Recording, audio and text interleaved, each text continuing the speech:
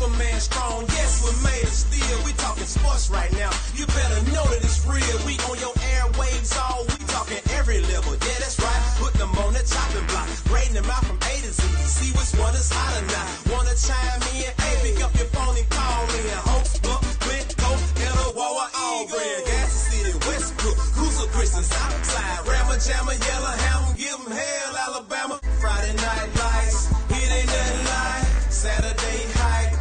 We love it right. You wanna hear the best sports to now? Your Foul Sports talk the best all around. Foul Sports Radio, I hope you ready. Foul, yeah, it's about to go down. Foul, Sports Radio, yeah, we all the way down. How calm Coach is. Is that it? Okay. Oh my gosh. What's up, everybody? Welcome to the Coach Russ Propst Show. That's so funny. How calm was he when he just realized his name was misspelled? Hey, man, you know you got my name misspelled. Yeah, man, most of them don't even know Sound how to like say Bear it. White a little bit. Most of them say Coach. How do they normally say it? Propst? Yeah, they can Propst, everything under the sun. Welcome to the Coach Russ Propst Show right here on Kapow. Jared White, Jeff Underwood, Coach Propst. What's up, guys? You know what I'm doing today? 2 reasons Wednesdays are so fun for me. First, it's the coach show, right?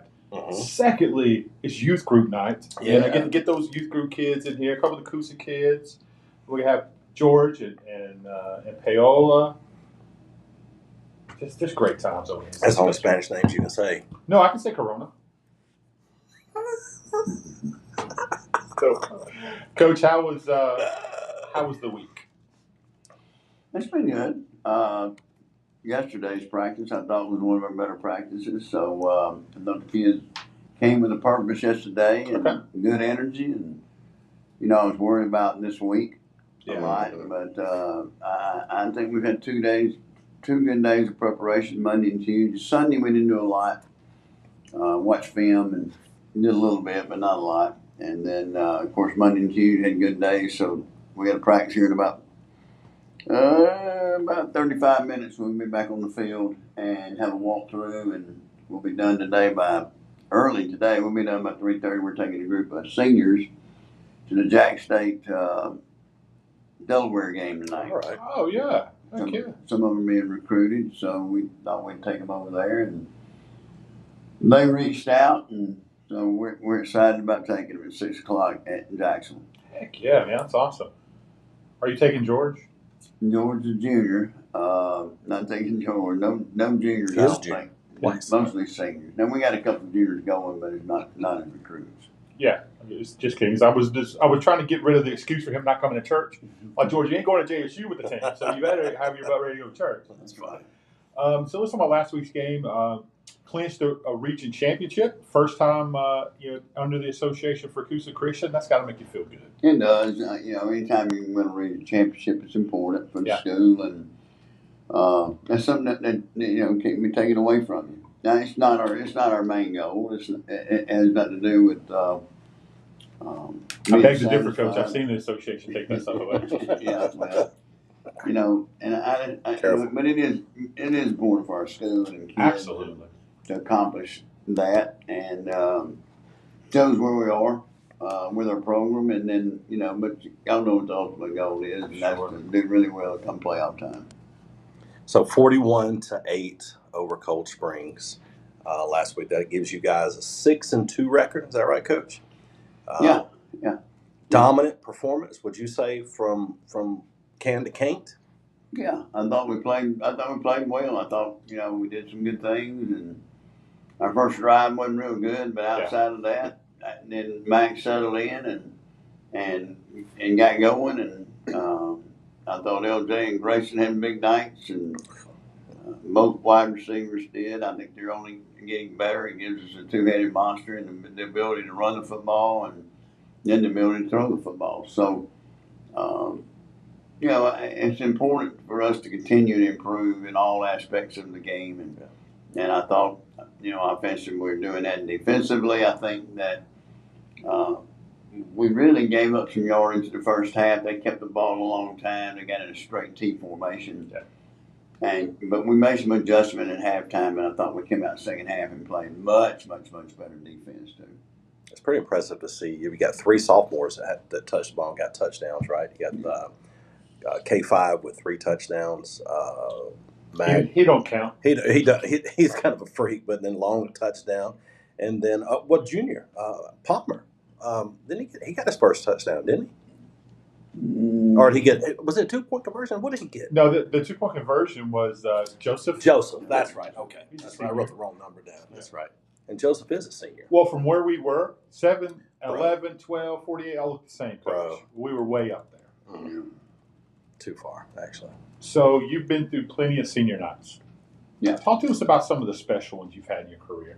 What makes special? What makes senior nights really special? Well, I think it's important. I think a lot of times the players downplay it because obviously they got other goals. But for your parents, I think it's very important. And I think any senior night where you recognize your accomplishments and the things you've been through as a senior, and then Lord, these seniors have been through a lot. Preach that. And I think the parents should be proud of their young men and their daughters as far as cheerleaders and band members.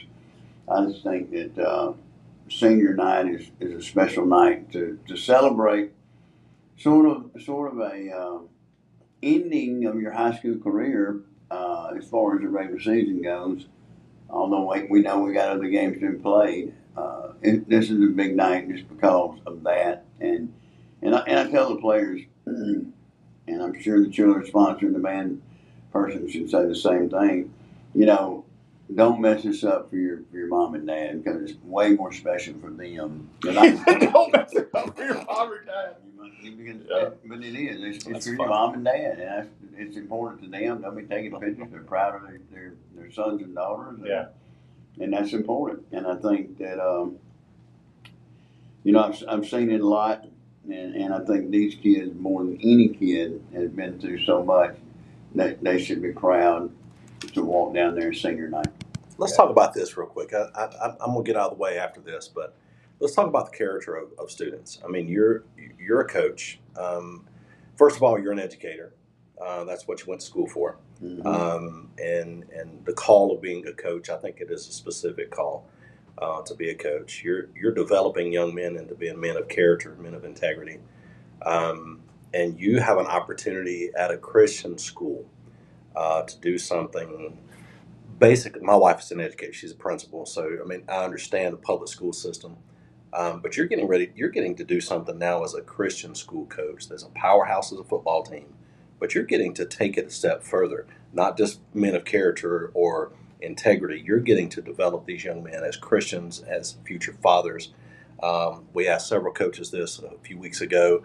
One good college coach, he said the most important thing to him is to make sure that these kids, when they walk down the street, he can see them and go, I coached him. He's a good dad. He's a good businessman. He's a good father. How important is that to you, this lifelong legacy of winning? Is it to pour into these guys and see that outcome? I've coached a lot of kids, obviously, as long as I've coached tons of them. I don't know if people realize this, but if I coached a senior in 1981 that graduated in 1982, y'all do the math. They're 60 years old. I mean, I got kids that are walking the streets in Cleveland County, Heflin, Alabama, that are 60 years of age, and or better. So I think 60 or 61 actually. But it's important to me because I see, I still know some of those people. I run into some of those people over there. I see people at Asheville that I coached 30-something years ago.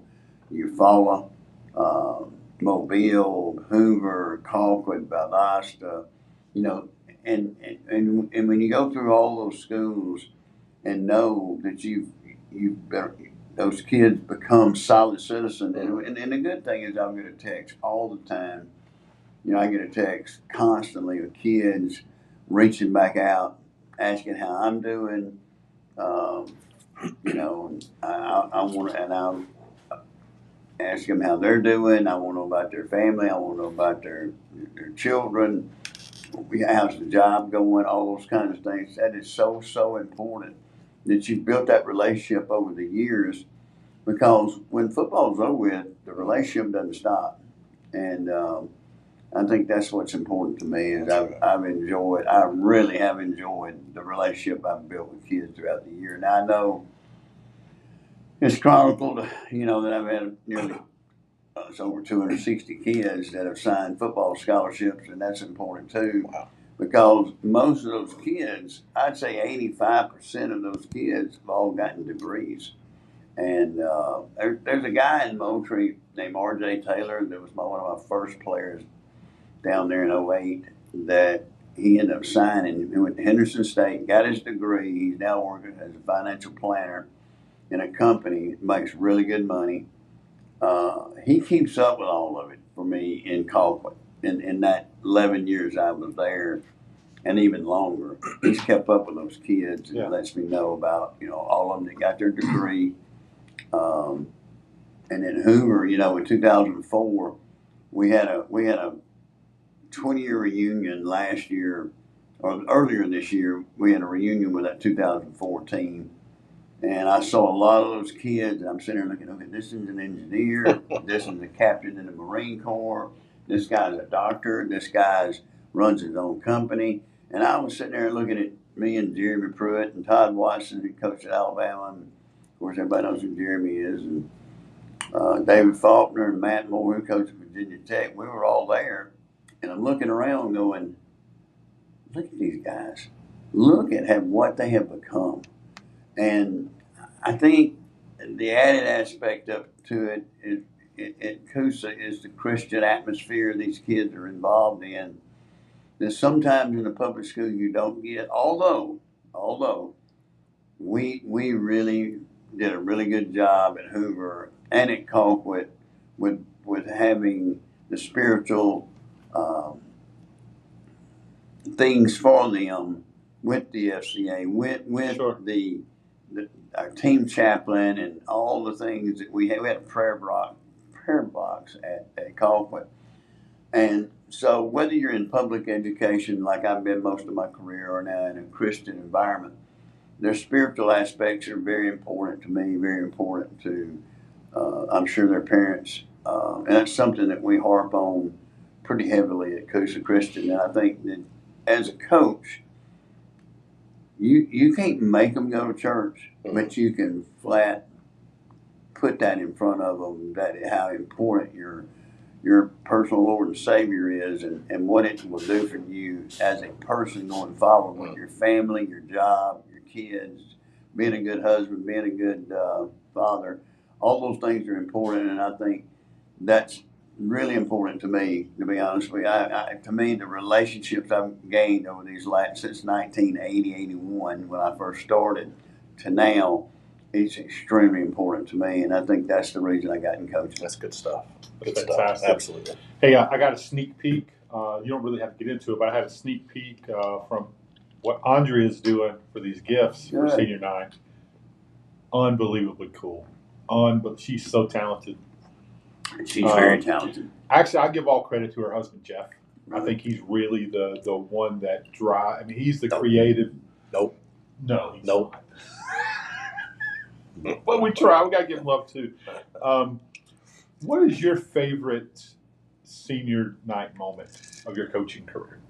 No, that's hard to say, guys. Good. No. You just get to shake the hand of the dad and hug the mama's neck and tell them you appreciate them allowing their son to play for you and for your school, because they've sacrificed a lot. Yeah, for sure. And parents should be proud of themselves for allowing that to happen, because it's not always an easy road. Sometimes that road can become rocky. Ooh. And so, but the Senior Night, again, is special. Hopefully it's special for the players, but it's definitely special for the mom and the dad. How to put this? Region championship, you're locked in.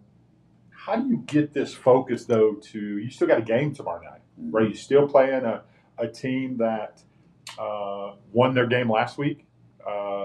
They got 3 or 4 kids on that team that could play for anybody in the county. They got some good kids on that team. How do you get the kids to stop focusing on the hype and focus on that you're still got work to do? I just think you don't want to go backwards as a football team. Because you can. I mean, if you don't approach it right, like we got practice here in about 30 minutes, and you want to make sure that the kids are stay focused on the task at hand, because, like I tell them, if you take a step backwards in this game and you slop around and you don't play as well and you're making mistakes and all those kind of things, and it'll bite you, because you basically gave away a week. You just gave it back, because now there's not much room for to mess up. The margin of error is very small, and you have to take advantage of it and try to improve in areas that we need to improve in, because we're not a finished product yet. And that's the thing you got to tell your kids, that we're not a finished product. And so each week, you're only guaranteed 10 games, and this is game 9. So we'll see how we approach it, but I'll be very shocked if we don't play pretty good, because we've had 2 good days of practice. Good. Let's talk about, give me a surprise kid that's maybe surprised you in the last 2-3 weeks, that maybe are getting some, not just playing time, but playing above what maybe everyone thought they would. Who's that kid that surprised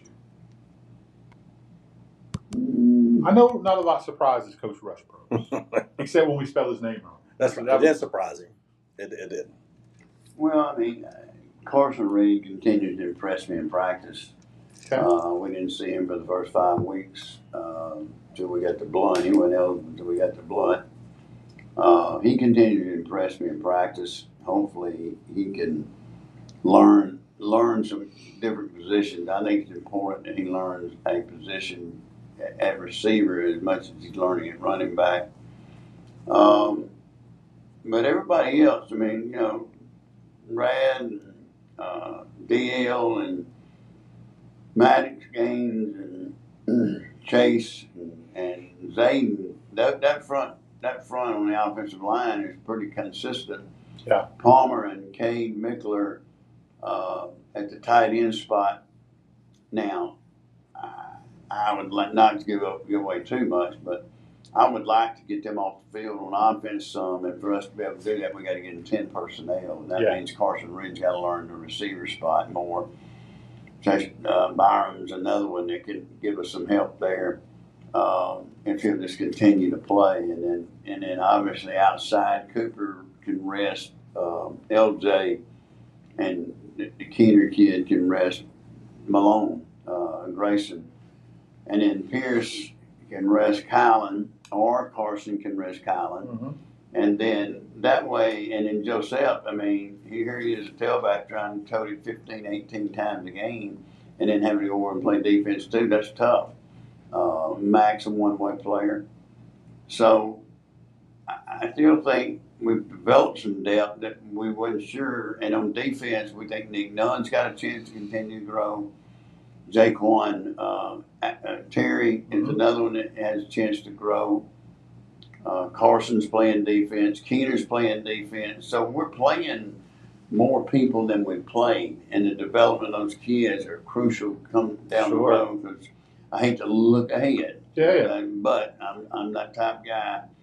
When we get to TA week after next, or not this week, but next week, you're going to see they haven't built to beat us all year long because of their ability to play so many people. They have no one playing both ways. That's crazy. And so, 2A football. In 2A football. So that's smart on their coaching staff. So we're in for a war the following week, no doubt about it, on the road down in Tuscaloosa. But right now, first things first, we got to play West End tomorrow night, and we need to come out there and play well and look sharp and do what we do, and then we'll be back ready to go Sunday. Somebody mentioned Rex Dodd as well. He's getting a lot of playing. Rex has gotten better. He started early in the year, and at linebacker, he does play some offensive line for us too. Rex can play anywhere. He can play tight end. He can play about anything you want him to play. And his brother DL, to me, has improved so much in the last 5 or 6 weeks, especially defensively. there's not much Dio can do, to be honest with you. And you know, he's I've told him, I said, Dio, if you want to go play somewhere, especially on the defensive side and a defensive tackle, defensive end, I think you could because his motor runs pretty good. Yeah. So, you know, we really like him too. So, you know, there's kids out there that continue to surprise you every day. Jack England's another one that I think can help us. You know, I'd like to see him in a little bit more and continue to improve because he's aggressive, you know, and what he does. So there's guys popping up. Trayvon Hurd is really come on. Yeah. You know what? Earlier, the first question you asked me, who's impressed me the most, would be Trayvon Hurd. Yeah. I think Trayvon Hurd made more improvement than any player on our team. Defensive Player of the Week last week. Yeah, no doubt. He's really What Jeff and I are most surprised at, I think, and I don't have to speak for Jeff. He speaks for himself all the time. How can Rex Dodd be so physical and be so good knowing who his daddy is? You got maybe spit this coat out. But He drives a Subaru. How tough can you be if you drive a Subaru, Coach? yeah, you can't be. Hey, we're gonna wrap this up and get you out. You've got to get to great. practice tonight, but people need to come out. Hey, next week we will go to deep breakdown of the playoffs. We're the playoff seeding. We got the first seed, and we're gonna be matched up again in Region 5. Tough region, man. Whew. You talk Sussex County, Vincent, Sullivan, Isabella. Isabella, Greene County. I mean Lamar County, Greene County. Greene County. Yeah. Aliceville, thank God they're down, and Lamar County, thank God they're down.